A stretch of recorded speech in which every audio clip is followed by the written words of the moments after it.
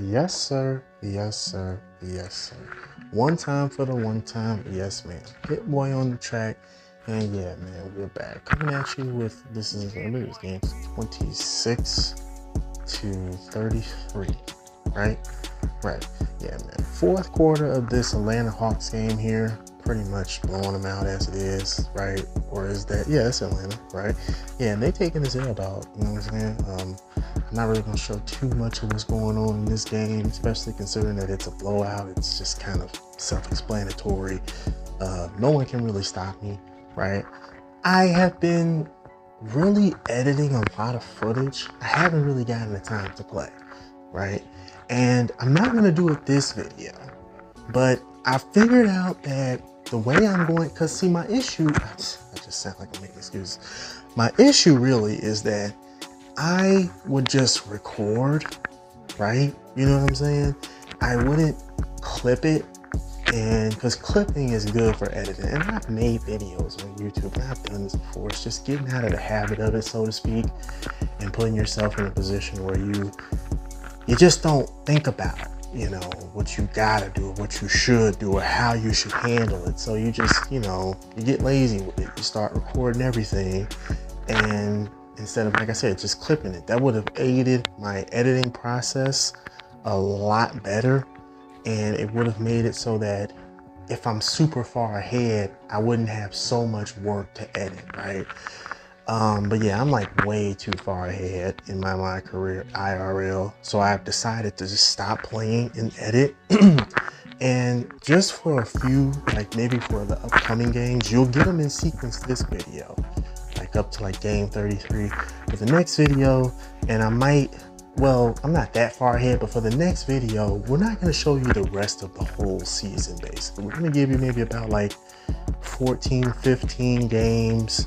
Right, I'll give you the All-Star weekend as well, because I really need to just get through this second season, right? I gotta start getting through these seasons and getting through this content, mostly because I want to, you know, get to the point to where I'm caught up, right, with what I'm doing and what I'm showing you, and also getting a lot of the footage off my system, in addition to also making sure that your boy, you know, again, just gets to where I'm at now. And when I do start, like when I do have the videos in order and I have my affairs in order, basically making sure to edit the videos, my process being right, and making sure to edit the video pretty much right after the game, right? Never allowing for it to stockpile how it did, because I'm not gonna want to edit all the videos, right? And I will eventually go back to giving you every single game, but again, right, just until I can get to where I'm at, you know, IRL, with what I'm posting, it'd be great, right? I want to show you that your boy is getting pretty much consistently about 1,800. I had to fix my my incentives with some of my endorsement deals, because that was why I was just a little shy, and I need to start making sure to just ask for more VC at these like events, and maybe cut like the number of incentives to the ones that I really want. Right, I keep forgetting this is not, you know, my small forward who can get like up to a double-double, if not a triple-double a game. So that's one of the main reasons why I'm not gonna make 2,000 VC. I did look at what it was like if I would have made a small forward on this game, and from what I'm seeing about this game, pie charts not being a thing, it doesn't totally bother me. But for one, my build is fairly, like, really balanced. A lot of people are saying that speed with ball, which is one of my build strong suits, I'm hearing from a lot of people that that is not necessary. You can have that at like 25. I don't know how that's possible, obviously, because if you were to put like ball handle to like 90, I'm sure your speed with ball would go up to maybe like 50 or 70 or something like that, right? So it's very tough to put that. It's not like the old, like the pie chart 2Ks, right? Where you could just maybe get your on ball to like 50 or like 60, which is decent. It's not bad. It's not good. You can definitely get crossed up, but as long as you got speed and some on ball or like some lateral quickness, right? like maybe no more than like a 70 on either one of those, or no more than a 60 on either one of those, then it'll be easier for you to stay in front of people. You get nothing there, and you just need to be in the corner or something, right? Some play shots, let them tell you, right? They'll go like nothing on defense whatsoever, and be able to, and then be saying, well, I can play D, okay, I don't be getting crossed up. Like, that's a lie.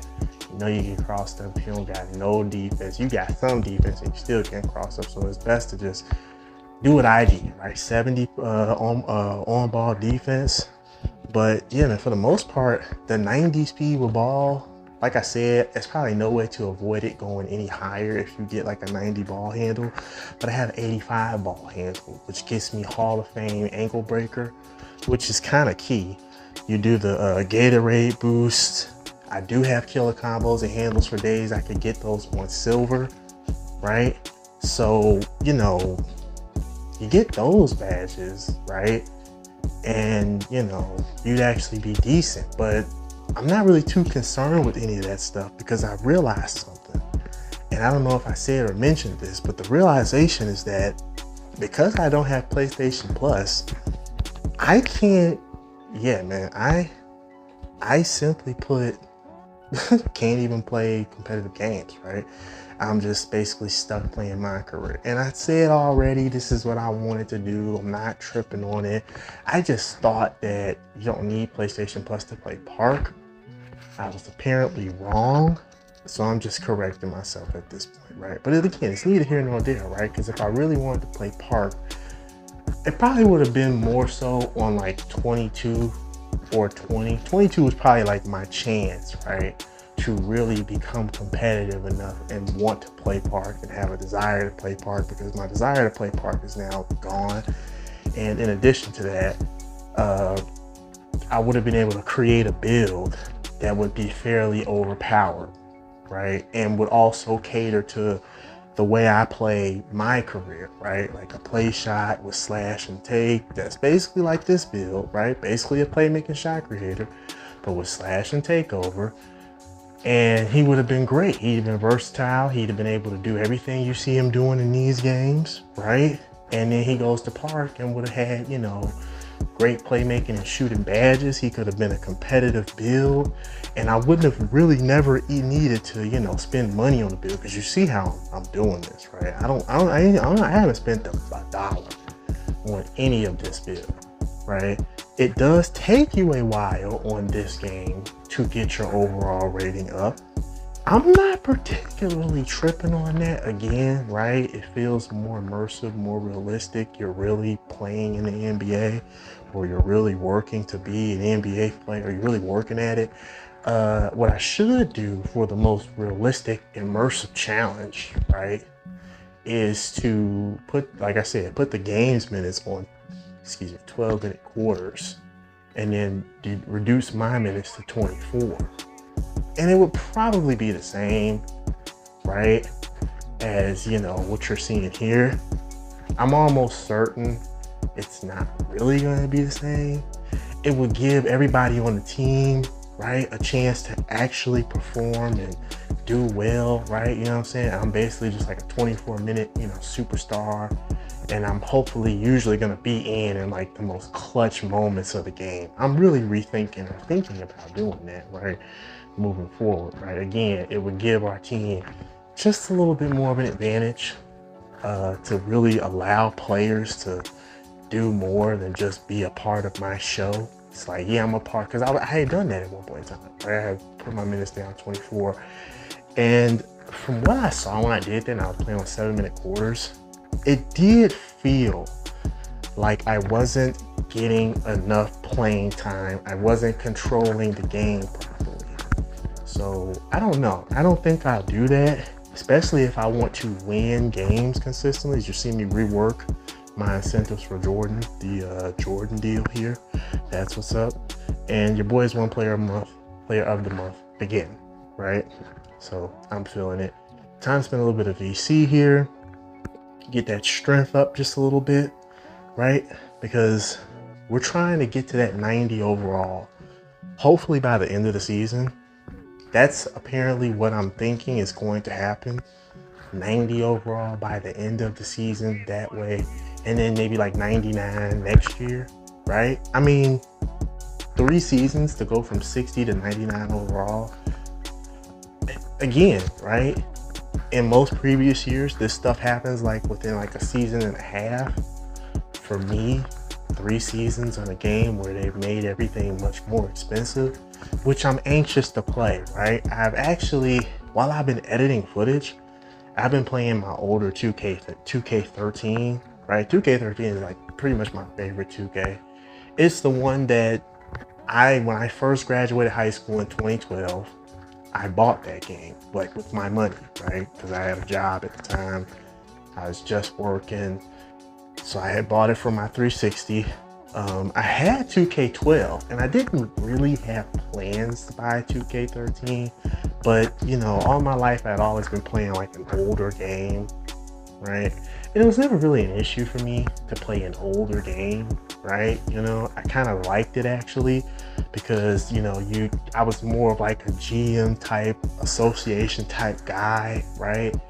And it just will always have a special place in my heart. And it has a lot of young players that are kind of still on the game now, right?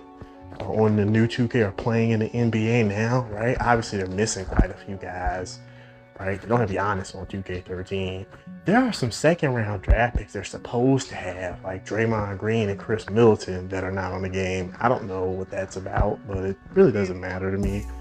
The whole point I'm making is I tend to either play the association mode, maybe make some trades to make sure the teams look the right way, a certain way, right? I might even rebuild the league so that any 6'7" or 6'6" wing on 2K13, he's now power forward. And anyone who's 6'7" or taller, if necessary, I bump you up to 6'8", make you a small ball 5, because you can shoot and play perimeter D. And if you're like 6'8", you're pretty tall. You may not need a low post defense grade, but you know, just having height and, you know, defense at all, you know, it's easier to fathom a 6'7" somebody, especially there's a lot, especially on 2K13, there's a lot of guys who are your typical swingman in that era of the NBA, which would now be more like your 4 or your 3, right? Pretty much any small 4, pretty much any 6'6" swingman in today's NBA is basically a 4, right? The 3 wing offense, right? As opposed to like a 2 or 3 guard offense, which I am more of a fan of either of like a combination of those two, right? So like your 2 and your 3, they have point guard skills, but they're being asked to spot up as if they were a wing who simply put as a 3 and D wing, right? And then like a 6'7" or taller, or rather 6'6" or taller 3 and D wing at the 4, right? And now you have pretty much, you know, the makings for a great team. As you see, this game here is pretty much going down to the wire, right? They don't know what to do, right? Dame Dollar can't stop me. He's playing well against me, but I was D'ing up all throughout this game and baiting him into those like quick shots, because you know him, he don't really care. He'll just pull up anywhere. Bars. But anyway, checking out your boy, putting more VC towards the build.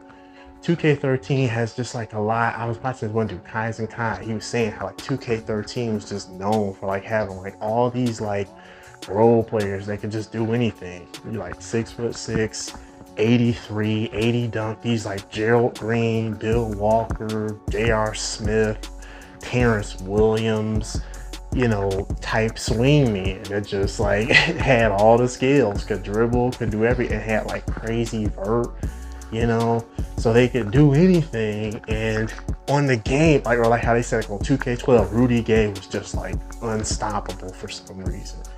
Good 3, 90 dunk, ball handle, and was just like ISO, you know, problem on a team where he wasn't really a superstar. And I mean, it might just have something to do with the fact that he really was that good in real life, right? Rudy went to Toronto in 2012, 2013, because he didn't want to be in Memphis because they had too much of a grind city team culture in his mind, I think. It might be because they just didn't want to pay him. I'm not really sure. I'm speculating at this point, but I know he went to Toronto, and that was when I really became a Toronto Raptors fan, right? It's crazy how the Bucks had kind of given us a problem in like one of the games earlier, but now they're getting blown out by 30. I don't know what's up with that, but I was really a Toronto Raptors fan because Rudy got there. I would use Rudy as like a power forward. Obviously, the Raptors would start doing it as well. I never forget playing 2K13, and my friends, one of my friends, because I used to beat both my friend and my cousin, my best friend and my cousin. I used to beat them all the time on this game, and they hated it. And my friends used to try to say I'm cheating because I did that with Rudy Gay, putting the power forward, and then the team ends up doing it. So whatever. But anyways, I'm gonna get up out of here. Get at me and function with your boy.